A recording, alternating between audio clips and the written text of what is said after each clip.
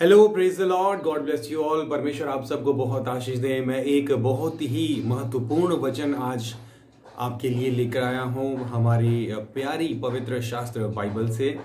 और ये वचन है उन लोगों के बारे में, उन सेवकों के बारे में जो विश्वासियों के लिए ठोकर का कारण बनते हैं। प्रभु यीशु मसीह ने क्रूस पर अपनी जान दी। प्रभु यीशु मसीह ने कोड़े खाए, लहू बहाया, इतना सब कुछ किया इसलिए कि विश्वासी जो है वो अनंत काल के नरक की आग से बचाए जाएं। लेकिन बहुत दुखद बात है कि आज बहुत से ऐसे लोग हैं जो गलत तरीके से सेवा कर रहे हैं, गलत तरीके से विश्वासियों को लीड कर रहे हैं, और उसका नतीजा ये हो रहा है कि विश्वासी जो है वो ठोकर खा रहे हैं, वो विश्वास से पीछे हो रहे हैं। और ये बहुत ही एक दुखद बात है जिससे कि खुद प्रभु यीशु मसीह भी दुखी हैं, क्योंकि बाइबल बताती है कि प्रभु यीशु मसीह वास्तव में रोते हैं जब प्रभु यीशु मसीह देखते हैं कि विश्वासी जिनके लिए उन्होंने इतना सब कुछ किया, परमेश्वर ने जिनके लिए इतना सब कुछ किया, वो इतना उद्धार पाने के बावजूद भी, सच जानने के बावजूद भी, बाइबल पढ़ने के बावजूद भी, प्रार्थना करने के बावजूद भी वो नरकों में जा रहे हैं। तो इसके लिए मैं कुछ जरूरी बातें आज आपको बताऊंगा परमेश्वर के वचन से। और हम पढ़ेंगे मत्ती रचित सुसमाचार अध्याय 7 और उसकी आयत 15, जो इस प्रकार कहती है कि झूठे भविष्यवक्ताओं से सावधान रहो, जो भेड़ों के भेष में तुम्हारे पास आते हैं परंतु अंतर में वे फाड़ने वाले भेड़िए हैं। उनके फलों से तुम उन्हें पहचान लोगे। ठीक है, झूठे भविष्यवक्ताओं से सावधान रहो जो भेड़ के भेष में तुम्हारे पास आते हैं। ठीक है, भेड़ के भेष में तुम्हारे पास आते हैं। आप देखिए, वो लोग आपके बीच में ही होंगे जो आपको भरमाएंगे, जो आपको भटकाएंगे, जो आपको ऐसी कोशिश करेंगे कि किसी तरीके से आपका विश्वास कम हो, आपके विश्वास को भंग करने के लिए, उस आनंद को तोड़ने के लिए जो परमेश्वर में आपके पास है, उस आनंद को तोड़ने के लिए वो सब तरह के काम करेंगे। और बहुत बार उन लोगों को खुद भी नहीं पता होता कि वो ये कर रहे हैं, उनको खुद भी नहीं पता होता कि उनकी बातों से सामने वाला आहत हो रहा है, विश्वासी के विश्वास को ठेस पहुंच रही है, उसके आत्मिक आनंद को ठेस पहुंच रही है। वो ऐसा कर रहा होता है क्योंकि वो इस बात का ध्यान नहीं रखते कि वो क्या कर रहे हैं, उनके मुंह से क्या बात निकल रही है ना। बाइबल बताती है हमारी जुबान में बहुत ताकत है, हमें क्या बोलना है, हमारे मुंह से निकलने वाला हर एक शब्द बहुत नाप तोल के बोलना पड़ता है हमें। ऐसा ना हो कि हमारे शब्दों के द्वारा कोई भाई कोई बहन ठोकर खाए। तो ये बात हमें समझने की बहुत जरूरत है। इसलिए आप समझिए कि जो आपकी ठोकर का कारण बनेंगे ना, वो लोग आपके बीच में ही होंगे, वो बाहर में नहीं होंगे। बाहर में तो है ही है, आपको पता है कि वो लोग आपके लिए ठोकर का कारण है, लेकिन उसके अलावा जो आपके लिए ठोकर का कारण बनेंगे, आपको विश्वास में पीछे करेंगे, आपके आनंद को ठेस पहुंचाएंगे और सब तरह की बातें बोलकर जो आपको जो है आपकी आत्मिक भावनाओं को, आपके प्रेम को जो है कम करने की कोशिश करेंगे, वो आपके बीच में ही होंगे। अभी कुछ दिन पहले की बात है, मुझे एक बहन बता रही थी कि वो जिन परमेश्वर के दास, जिन पास्टर के पास वो जाती हैं संगति में, वो पास्टर उनके ऊपर जोर डालते हैं, दबाव डालते हैं कि आप जो कुछ भी कमाओ, चाहे आप उधार लो, चाहे आप अपने गहने बेचो, आप कुछ भी करो, आपको चर्च में पैसा देना है, आपको भेंट देनी है, आपको दशमांश भी देना है। तो ये जो बात है ना, ये देखिए, जो इस तरीके से लोग काम करते हैं ना, जो लोगों कलीसिया के ऊपर दबाव डालते हैं, वो दरअसल वो सेवा नहीं कर रहे हैं, वो अपने पेट की सेवा कर रहे हैं। क्योंकि वास्तव में देखिए, कलीसिया, जो आदर्श कलीसिया वो है जहां पर कलीसिया के ऊपर दबाव हो तब वो दे रहे हैं। ऐसा नहीं, आदर्श कलीसिया वो है जो आनंद से, उल्लास के साथ, हर्ष के साथ दे रही है, अपनी बढ़ती में दे रही है। घटती में देना भी आशीष का कारण है, आशीष मिलती है घटती में देने से, लेकिन उस घटती में जब आप दे रहे हैं और आप किसी के दबाव में आकर दे रहे हैं तो वो आशीष का नहीं, वो आपके लिए श्राप का कारण है। अगर आप ईमानदारी से चर्च में आपने 1000 रुपए कमाया और आप सारा पैसा खर्च हो गया और 10 रुपए बचे, लेकिन आप ईमानदारी से, डेडिकेशन के साथ अगर वो 10 रुपया भी अगर आप देते हैं तो उसमें आपको आशीष मिलती है। लेकिन कुड़कुड़ा के दबाव में आके आप वो 10,000 का 10,000 चर्च में दे देते हैं, उससे आपको कोई आशीष नहीं मिलेगी। ठीक है, तो ये है, देखिए, ये तो एक बात है। इस तरीके एक बार कुछ इसी तरह की कुछ और बातें भी एग्जाम्पल हमारे सामने आते रहते हैं। एक और ऐसे ही एक एग्जाम्पल जो है आ रहा था, एक पास्टर ने जो है एक बहन को इस तरीके से बोला कि आपके जीवन में श्राप है क्योंकि आप परमेश्वर की मर्जी पर नहीं चलते और आपकी शादी कभी सुखी। भविष्यवक्ता था वो भविष्यवक्ता थे जिन्होंने बोला, और उन्होंने भविष्यवाणी करके ये बताया कि आपका जीवन कभी सुखी नहीं रहेगा क्योंकि परमेश्वर की इच्छा के अनुसार आप नहीं चलते, आपकी शादीशुदा लाइफ कभी भी खुश नहीं रहेगी। तो इस तरीके की भविष्यवाणी जो उन्होंने करी और उसके बाद उस बहन ने अपने अंदर यही बात बिठा ली कि ये तो एक भविष्यवक्ता ने बोला है, तो इसका मतलब मेरा शादीशुदा जीवन कभी सुखी रहेगा ही नहीं, तो मैं मेहनत भी क्यों करूं, मैं क्यों प्रयास करूं अपने पति को खुश करने का, मैं क्यों प्रयास करूं इसका कि मेरा जीवन सुखी हो जाए। बस उसने अपने मन में ये बिठा लिया और उसके बाद वो अपने ससुराल वालों से, अपने हस्बैंड से भी कड़वाहट रखने लगी और लड़ने लगी। तो ये देखिए, ये भविष्यवक्ता इस तरह की भविष्यवाणियां कर रहे हैं जिससे लोगों की जिंदगियां बर्बाद हो रही हैं। मैं आपको बताता हूं मेरे प्रियो, आजकल जितने भी भविष्यवक्ता है ना, उनमें से कोई भी भविष्यवक्ता ऐसा नहीं है कि जो वास्तव में पवित्र आत्मा की प्रेरणा से बोल रहा है। वो जाते हैं कहीं पर भी खड़े होते हैं, उन्हें पता है कि कुछ ना कुछ बोलना है तो कुछ भी बोल दो। जनता को पता नहीं है कि भविष्यवक्ता होता क्या, भविष्यवक्ता भविष्यवाणी कैसी करता है, और वो जो बोलते हैं जनता जो वो सुनते हैं वो उसी को मान लेते हैं, उसी पर अमल कर लेते हैं। लेकिन मैं आपको बताना चाहता हूं मेरे प्रियो, आपको जानना है, आपको परमेश्वर ने बुद्धि दी है, आपको भले और बुरे के ज्ञान का नॉलेज होना चाहिए। ठीक है, आपको ये नॉलेज होनी चाहिए कि जो सामने वाला बोल रहा है वो उसकी भविष्यवाणी क्या वचन के अनुसार खरी उतरती है। जिसने ऐसे बोला कि तुम्हारा जीवन सुखी नहीं रहेगा, वहीं पर उसको बोलना चाहिए कि नहीं ब्रदर, नहीं पास्टर जी, आप गलत बोल रहे हैं, ऐसा नहीं है। मैं ये जानती हूं मेरा परमेश्वर सामर्थी है और वो मेरे वैवाहिक जीवन को और मेरे हर तरह के परिस्थितियों को वो दुख से सुख में बदलने के लिए सक्षम है। मैं ये जानती हूं कि अगर मैं परमेश्वर के वचन के अनुसार चलूं, विश्वास रख के काम करूं, तो मेरी परिस्थितियां बदलेंगी। आप ऐसा कैसे बोल रहे हैं? ठीक है ना, वचन की देखिए, आपको हो सकता है आप बाइबल ज्यादा पढ़ने वाले नहीं है, आपको ज्यादा नॉलेज नहीं है, लेकिन इतना आपको हमेशा पता होना चाहिए कि परमेश्वर जो है वो जीवता परमेश्वर है, उसकी हर एक बात हमेशा हाँ और आमीन में है। अगर आपका ये सवाल ये है बाइबल से, परमेश्वर से, कि परमेश्वर क्या मेरा वैवाहिक जीवन कभी सुखी हो सकता है? अगर बहुत दुख में चल रहे हो, बहुत परेशानी में चल रहे हो, लेकिन बाइबल और परमेश्वर का हमेशा जवाब हाँ और आमीन में होगा। अगर एक भविष्यवक्ता आपको ये कहता है कि तुम कभी मां नहीं बन सकती क्योंकि तुम्हारे पास श्राप है, ये इस तरीके की बातें, और आप बाइबल से पूछते हैं कि क्या परमेश्वर क्या मैं कभी मां बनूंगी, तो बाइबल का जवाब हाँ और आमीन में होगा। हर एक बात हाँ और आमीन में, नेगेटिव तो कुछ है ही नहीं। और कोई परमेश्वर का दास, कोई भविष्यवक्ता आपको कुछ नेगेटिव बताता है, उसको वहीं पर आपको टोकना है कि नहीं, आप ये गलत बोल रहे हैं, मेरी बाइबल ये नहीं सिखाती, या पवित्र आत्मा की प्रेरणा से नहीं बोल रहे हैं। और आजकल भविष्यवक्ताओं को पता नहीं क्या भविष्यवाणी चल रही है, वो हीरो, सुपरस्टार हीरो हीरोइन की भविष्यवाणियां कर रहे हैं, जो फलाना स्टार मरेगा, फलाना स्टार जिएगा। पवित्र आत्मा के पास और कोई काम नहीं है क्या जो पवित्र आत्मा हीरो हीरोइन के पीछे पड़ रही है? ये सब मनगढ़ंत कहानियां हैं, ये कोई पवित्र आत्मा की प्रेरणा से नहीं बोली गई है। लोग, आज के लोग फेमस होने के लिए, अपना फेम इकट्ठा करने के लिए लोग बोलें कि अच्छा उसके लिए भविष्यवाणी, भाई पहले से पता है कि भाई वो सुपरस्टार है, उसको कोई चीज नेगेटिव हो ही नहीं सकती, उनके पास दुनिया भर का पैसा है, तो वो तो कर ही लेंगे कुछ ना कुछ।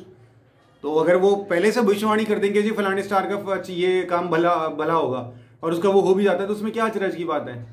लेकिन बोलने वाला ये इसलिए बोलता है क्योंकि वो बाद में जब बोलेगा कि देखो जी ये भविष्यवाणी हमने पहले ही करी थी, ये काम ऐसे हो गया। तो ये साइकोलॉजिकल गेम है। लोग फेम पाने के लिए काम कर रहे हैं, ठीक है, आत्मिक सेवा नहीं कर रहे हैं। उनको इस बात की कोई परवाह नहीं है कि जो विश्वासी हमारे पास हैं, जो लोग हमारे पास हैं, यीशु मसीह ने क्रूस पर जान दी है अपनी उनको बचाने के लिए, और उनकी ठोकर का कारण लोग बन रहे हैं। बहुत ज्यादा दुखद बात है। लेकिन मैं आपसे कहना चाहता हूं कि मेरे प्रियो, प्रभु के प्रियो, आपको ये जानने की जरूरत है कि यीशु मसीह ने आपके लिए क्रूस पर अपनी जान दी है, ठीक है। और जो सेवक, जो पास्टर्स आपको भरमाते हैं, आपको स्वर्ग राज्य से हटाकर आपको संसारिक चीजों की ओर मोड़ते हैं, आपको यह सिखाते हैं कि आपको संसारिक चीजों की ओर ध्यान लगाना है, आपको पैसा मिल रहा है, आपको पैसे की आशीष मिलने जा रही है, धन की बारिश होने जा रही है, आपको ये मिलने जा रहा है, आपको वो मिलने जा रहा है। मैं आपको बताना चाहता हूं, उनको साफ मना कर दो, कहना पास्टर जी आप गलत सिखा रहे हैं, हमें कोई धन की आशीष नहीं चाहिए, हम अंतिम समय चल रहे हैं, हम लास्ट टाइम में चल रहे हैं, हमें कहीं नहीं जाना, हमें कहीं नहीं अपनी प्रॉपर्टी बनानी, हमें कोई बंगला नहीं बनाना, परमेश्वर ने दे दिया तो अच्छा ही है, नहीं दिया तो हमें नहीं चाहिए, हम ये नहीं मांगते। हमारे तो इतना करो पास्टर जी कि हमें ये बता दो कि हमारा जीवन काबिल कैसे बने, हम कैसे अपने जीवन से बुराइयों को हटाएं। हम पाप से नहीं लड़ पा रहे हैं, हम कोशिश तो करते हैं लेकिन हमसे बन नहीं पड़ रहा है। आप ये बताओ कि हम बुराई से कैसे लड़ें। हम कोशिश करते हैं हमारे मुंह से गाली ना निकले, लेकिन फिर भी गाली निकल जाती है। हमें ये बताओ कि इससे कैसे लड़ें। ये मत बताओ कि हम कैसे घर मिलेगा। आप ये मत, एक वीडियो देख रहा था मैं, उस वीडियो में जो पास्टर है वो कह रहा है कि अपने पर्स में चेक करो, कहता पैसे कितने हैं, कहते जी 100 रुपए, कहता पर्स वापस रखो और आंखें बंद करो और तुम्हारे पर्स में पैसे बढ़ने जा रहे हैं। कहता जी ठीक है, प्रार्थना बंद करी। बाद में व्यक्ति कह रहा है कि हाँ पास्टर जी मेरे पर्स में 2 रुपए बढ़ गए, मेरे पर्स में 10 रुपए बढ़ गए। अरे उसी कोने में कहीं छुपा के रखा हुआ वहां से निकल आ गया। परमेश्वर कभी आपके पैसों को नहीं बढ़ाएगा, ठीक है ना। वो पैसों को बढ़ाने के लिए संसार में नहीं आया था, वो आपकी आत्मा को बचाने के लिए संसार में आया था। जो लोग आपको भरमा रहे हैं उनसे सावधान हो जाओ, वो आपको नरक में घसीट के ले जाएंगे, खुद तो वो नरक में जाएंगे, आपको भी ले जाएंगे। गलत शिक्षा से सावधान हो जाओ। बाइबल कहती है कि तुम परमेश्वर के राज्य और उसकी धार्मिकता की खोज करो, बाकी सब चीजें तुम्हें खुद ही मिल जाएंगी। आप परमेश्वर के पीछे चलो ना, परमेश्वर की धार्मिकता को ढूंढो, परमेश्वर का राज्य कैसे बढ़ेगा उसको ढूंढो, सुसमाचार सुनाओ, सारी चीजें तुम्हें खुद ही मिल जाएंगी। मजदूर मजदूरी का हकदार है भैया। क्यों तुम संसारिक चीजों के पीछे भाग रहे हो? क्यों तुम लोगों की बात सुन के पैसे के पीछे जा रहे हो और दुनिया की चीजों के पीछे जा रहे हो? भाई हमें गाड़ी मिल जाए। परमेश्वर का दास स्टेज पे खड़ा होकर कहता है कि जी तुम्हें गाड़ी मिलने जा रही है, और वहां पे हालेलुया हालेलुया हो जाती है, वहां प्रभु गाड़ी देने जा रहा है। कहने नहीं पास्टर जी हमें गाड़ी नहीं चाहिए, अगर परमेश्वर ने देनी होगी वैसे भी दे देगा। आप तो हमें यह बता दो कि हम बुराई से कैसे बचे, हमें यह बता दो कि हम प्रार्थना में कैसे बढ़े, हमें यह बता दो कि बाइबल पढ़ने में मन कैसे लगे। हम प्रार्थना करते हैं हमारा मन ही नहीं लगता, ये पूछो पास्टर से, वो कभी नहीं ये बोलेगा। वहां पर तो उसको तो भीड़ चाहिए। आजकल पास्टर्स वो बोलते हैं जो विश्वासी सुनना चाहते हैं, जो उनको कानों को अच्छा लगता है वही सुनाते हैं वो, ठीक है ना। तो आप ये बोलिए कि हमें ये मत बताओ कि हमारी प्रॉपर्टी कैसे बढ़ेगी, हमें ये मत बताओ। देखिए बड़ी बात ये नहीं है कि एक विश्वासी बीमारी से चंगा हो जाए, बड़ी बात ये नहीं है कि किसी का रोग चंगा हो जाए, बड़ी बात ये है कि एक व्यक्ति जो परमेश्वर से अनजान था वो परमेश्वर की ओर मन फिराए सुसमाचार सुनकर, ठीक है ना। बीमारी से जो व्यक्ति बीमारी से चंगा हुआ कि वो दोबारा बीमार नहीं पड़ेगा क्या? साउथ से एक बंदा आया नॉर्थ में 4 दिन का सफर करके बीमारी से चंगा होने के लिए, बीमारी से चंगा भी हो गया और चंगा होकर वापस चला गया, वो दोबारा कभी बीमार नहीं पड़ेगा क्या? वो फिर वहीं वापस आएगा नॉर्थ में चंगा होने के लिए। वो परमेश्वर वहां पर भी तो है उसके घर में, क्यों तुम किसी के ऊपर डिपेंड होते हो? अपनी जगह पर बैठो, घुटनों पर बोलो परमेश्वर मुझे अच्छा करो, मुझे चंगा करो इस बीमारी से। और अगर परमेश्वर चंगा नहीं करते तो भी परमेश्वर का धन्यवाद करो कि परमेश्वर आपका धन्यवाद, मैं इस बीमारी के साथ ही सुसमाचार सुनाऊंगा। इस बीमारी के मेरी ताकत ही यही है कि मैं कमजोर हूं, मेरे हाथ पैर टूटे हुए हैं, मुझे कैंसर है, मुझे टीबी है, लेकिन फिर भी मेरे पास सुसमाचार है, और वो सुसमाचार सुनाने से मुझे कोई नहीं रोक सकता। जब तक शरीर मेरे पास है तब तक मैं सुसमाचार सुनाऊंगा, आत्माओं को जीतूंगा, आत्मा में बढ़ूंगा, खुद भी बढ़ूंगा, औरों को भी बढ़ाऊंगा। ये मेरी ताकत है। आप जाकर लोगों के पीछे लगे हो कि जी हमें चंगा करो, हमें चंगा करो। अरे भैया चंगे हो जाओगे कि फिर भी बीमार पड़ोगे, फिर चंगे हो जाओगे, फिर बीमार पड़ोगे और उसके बाद मर जाओगे। लेकिन चंगाई के पीछे भागते रहोगे तो जब मरने के बाद नरक में जाओगे। लेकिन अगर परमेश्वर के पीछे भागते रहोगे, अपनी कमजोरी में भी सुसमाचार सुनाओगे, तो परमेश्वर आपको स्वर्ग में जीवन का मुकुट देगा। ठीक है ना। तो ये हमारा अप्रोच होना चाहिए मेरे प्रियो। आपको समझने की जरूरत है, गलत लोग आपके बीच में हैं, गलत बातें आपको सिखा रहे हैं और आपको पता ही नहीं है कि गलत बातें आप सीख रहे हो, गलत तरीके से चल रहे हो, ठीक है ना। लास्ट टाइम है, परमेश्वर से एक ही प्रार्थना करो सुबह शाम दिन रात के, परमेश्वर हमें योग्य बनाओ, हमें काबिल बनाओ, हमें इस योग्य बनाओ कि जब आप हमें लेने आओ बादलों पर तो हम आपसे मिले। ऐसा ना हो कि हमें तो लग रहा था कि जी हमने तो बहुत प्रॉपर्टी कमा ली, हमने तो जी गाड़ी भी ले ली, हमने तो जी घर भी ले लिया, हमने सब कुछ ले लिया, अब तो हम स्वर्ग में जाएंगे। यीशु मसीह के पास आया व्यक्ति, उसने पूछा कि प्रभु मैं सारा काम करता हूं, सब कुछ ठीक करता हूं, मुझे बताओ मैं अब क्या करूं कि गारंटी हो जाए कि मैं स्वर्ग में जाऊंगा। प्रभु ने बोला ऐसा कर, अपनी सारी प्रॉपर्टी बेच दे और मेरे पीछे हो जा। जब उसने ये सुना तो वो पीछे को मुड़ गया। उसने बोला प्रॉपर्टी तो बहुत ज्यादा है, ये तो मैं बेच नहीं सकता, इतनी मेहनत करके कमाई है, दिन रात एक करके कमाई है, अगर ऐसे बेच दूंगा तो फिर मेरे हाथ क्या लगेगा। समझ रहे हैं? प्रॉपर्टी, संसारिक धन आपको कभी भी स्वर्ग राज्य में प्रवेश नहीं करने देगा। छोड़ दो, सब कुछ खत्म है, सब कुछ जीरो है, इसके पीछे मत लगो, ना ही इसके लिए प्रार्थना करो। मुझे 10 तरह की बीमारियां, मुझे भी 10 तरह की चीजें, प्रॉब्लम्स मेरे शरीर में है, लेकिन मैं कभी ये नहीं प्रार्थना करता प्रभु मुझे चंगा कर। मैं कहता हूं प्रभु मैं तेरा काम कर रहा हूं, जब तक तू मुझे चला रहा है तब तक काम करूंगा, और जब तू मुझे छुट्टी दे देगा कि हो गया विनोद तेरा काम खत्म, आ जा, मैं बड़े आनंद के साथ जाऊंगा क्योंकि घर जा रहा हूं काम निपटा के। आमीन। ठीक है ना। तो ये अप्रोच होनी चाहिए बीमारी के साथ। आप ये रोते रहोगे कि प्रभु चंगा कर, प्रभु चंगा कर, मेरे बेटे को ऐसा कर, मेरे भाई को ऐसा कर, मेरी माँ को ऐसा कर। अरे भैया परमेश्वर के पीछे चलते रहो, वो सब कुछ खुद ही ठीक कर देगा। हर एक चीज का एक समय निर्धारित है, चंगाई का समय निर्धारित है, बदलने का समय निर्धारित है, आपकी फैमिली के चेंज होने का समय निर्धारित है, उद्धार पाने का समय निर्धारित है। हर एक चीज का समय परमेश्वर के पास निर्धारित है। विश्वास तो करो, विश्वास करो परमेश्वर के समय पर, विश्वास करो उसकी योजनाओं पर, विश्वास करो उसके कामों पर। जब आप उस पर विश्वास करोगे वो अपने समय के अनुसार सब कुछ पूरा करेगा। आपको ऐसा क्यों लगता है कि मैं किसी पास्टर के पास चला जाऊं, वो हाथ रखेगा तो वो काम जो 10 साल में हो रहा है वो 2 मिनट में हो जाएगा। जो परमेश्वर ने निर्धारित किया है, परमेश्वर ने जो ठाना है, उसको कोई नहीं बदल सकता। ठीक है, परमेश्वर की योजनाओं को कोई नहीं बदल सकता। आप जितने मर्जी पास्टरों से प्रार्थना करवा लो, जितने मर्जियों से हाथ रखवा लो, ठीक है। इसलिए ये मेरे प्रियो मैं आपको बताना चाहता हूं कि झूठे भविष्यवक्ताओं से सावधान रहो, गलत शिक्षा देने वालों से सावधान रहो, उनसे जो आपकी कान की खुजली को खत्म करते हैं, उनसे जो वो आपको सुनाते हैं जो आप सुनना चाहते हो, वो नहीं सुनाते जो परमेश्वर का वचन कहता है। कहीं पर भी हो, गलत प्रचार हो रहा है, गलत शिक्षाएं आपको बताई जा रही है, वहीं पर टोको, कहना पास्टर जी माफी चाहते हैं हम गलत बता रहे हैं। आप हमें प्लीज अब आत्मिक बातें बताइए। हम स्वर्ग राज्य के वारिस बनना चाहते हैं, इस दुनिया का हमें कोई संबंध नहीं है। मैं तो सुबह शाम दिन रात यही प्रार्थना करता हूँ कि प्रभु मुझे थकान लग रही, मैं बहुत थक रहा हूँ, मेहनत बहुत करनी पड़ती है यहाँ पे, घर कब बुलाओगे। मेहनत करते हैं, पूरी कड़ी मेहनत करते हैं, लेकिन फिर भी मांगते रहते हैं कि प्रभु छुट्टी कर दो, घर जाना है। ठीक है ना। तो हमारा घर यहाँ नहीं है, हमारी प्रॉपर्टी यहाँ नहीं है, हम स्वर्ग राज्य के वारिस हैं। वहां के लिए आपको बुलाया गया, मुझे वहां के लिए बुलाया गया है। यहाँ के लिए मेहनत नहीं करना। गलत लोगों से सावधान रहो, गलत शिक्षा देने वालों से सावधान रहो, वो आपको कहीं का नहीं छोड़ेंगे। बाइबल भरी पड़ी एग्जाम्पल से। इजराइली कितने निकले थे, 25 लाख से भी ज्यादा निकले थे, लेकिन पहुंचा कोई भी नहीं पहुंचा, क्योंकि उन्होंने गलत चीजों पर ध्यान दिया। चिकन खाना है जी, घर चाहिए, पैरों में चप्पल नहीं है, पत्थर चुभ रहे हैं, इन चीजों में तो ध्यान देना ही नहीं चाहिए था।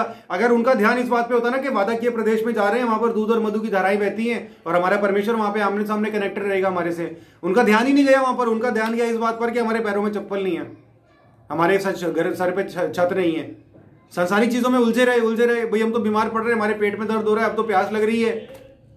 ये भूल ही गए कि जहां जा रहे हैं वहां तो सब कुछ मिलेगा, तो थोड़ी मेहनत कर लो। ठीक है ना। तो ये है हमारा परमेश्वर। आप रिक्वेस्ट करूंगा मैं आपसे कि प्लीज संसारिक चीजों पर ध्यान लगाना छोड़ दीजिए, पैसे पर ध्यान लगाना छोड़ दीजिए। लालच पर शैतान है ना, आपका ध्यान फोकस करेगा आपकी संपत्ति के ऊपर, आपकी चीजों के ऊपर। उसको बोलो मुझे कुछ नहीं चाहिए, मुझे मेरे परिवार को एक ही चीज चाहिए, वो है हमारा परमेश्वर। कोई गलत शिक्षा देगा, हम अपने कान खड़े रखेंगे, बाइबल पढ़ेंगे, और जो हमसे गलत शिक्षा देगा उसको बोलेंगे पास्टर जी गलत बता रहे हो, ऐसे नहीं लिखा, हमें आत्मिक शिक्षा दो, शारीरिक शिक्षा मत दो। ठीक है। मैं विश्वास करता हूं कि जो मैं बोल रहा हूं उससे आपके मन में अगर कुछ गड़बड़ी चल रही थी अभी तक, तो वो बदली होगी, और मैं प्रार्थना भी करता हूं कि ऐसा ही हो।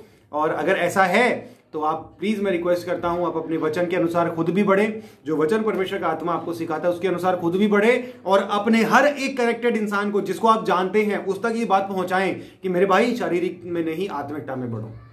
ठीक है, ये बहुत जरूरी है मेरे प्रियो। तो परमेश्वर आपको इस वचन के द्वारा आशीष दे। Praise the Lord. जय मसीह की। God bless you.